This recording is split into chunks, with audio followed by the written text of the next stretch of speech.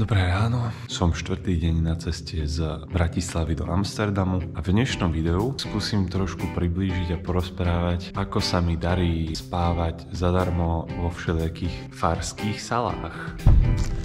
Mimochodom je nedeľa, takže všetky obchody sú zatvorené. Vôbec mi to nevadí, keďže Guido farár mi nechal pred dverami asi tak tonu jedla. Na úvod by som rád povedal, že naozaj nie na každej fare vás zahrnú kopou jedla, pekným teplým priestorom na spanie, prípadne nejakú sprchou. Stalo sa nám aj s kamošmi, že nás na fare ubytovali iba na chodbičke pred záchodom a boli sme za to radi, lebo bolo to presne to, čo sme si vypýtali. Iba nejaké miesto, kde nám bude teplo a kde nebudú komáre. Je to hlavne o tom vedieť požiadať o pomoc a niekedy vám na tej fare poskytnú väčšiu pomoc a niekedy iba úplne obyčajnú.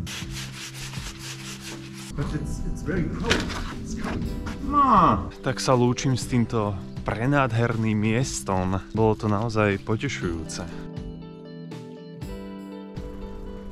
Zadarmo sa dá spať aj v hoteloch, kempoch, aj u úplne náhodných ľudí, ale v tomto videu porozprávam iba o tej možnosti na fare, keďže ja osobne tak spávam najčastejšie.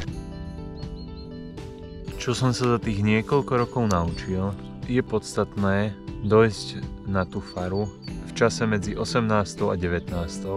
Vo väčšine kostolov je práve o 18. večer omša. Po omši prídem za farárom alebo za niekým iným a poviem, že hľadám nejaké miesto, kde by som si zložil spacák a karimatku, že som na bicykli zo Slovenska a nejaké základné informácie. No a nakoniec s veľkou pravdepodobnosťou skončíte buď v nejakej farskej sále, alebo v nejakej klasickej izbe, v nejakej telocvični, triede, hoci kde. Pre mňa osobne to má veľkú výhodu aj teraz v zime, že samozrejme nemrznem. Výhoda, ktorá je aj v lete, že si môžem dobiť všetku techniku.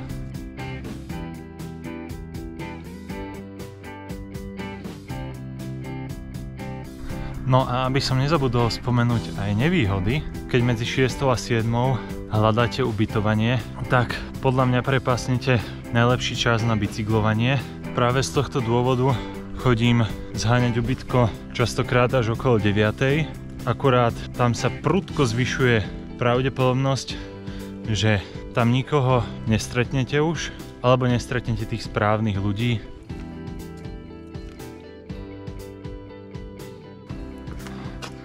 Bohužiaľ napriek tomu, že je 6 hodín, tak farár tu asi není, omša není tiež.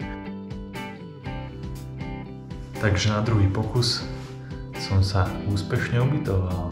Občas sa stane, že zrovna tam nikto není na tej fare a treba to iba vyskúšať. Keď tam nikoho nenájdete, ísť ďalej, normálne ísť podľa svojej trasy plus minus, ale keď začnete o 6, tak napríklad teraz po pol hodinke som si hneď našiel takéto ubytko. Je tu solidných 20 stupňov.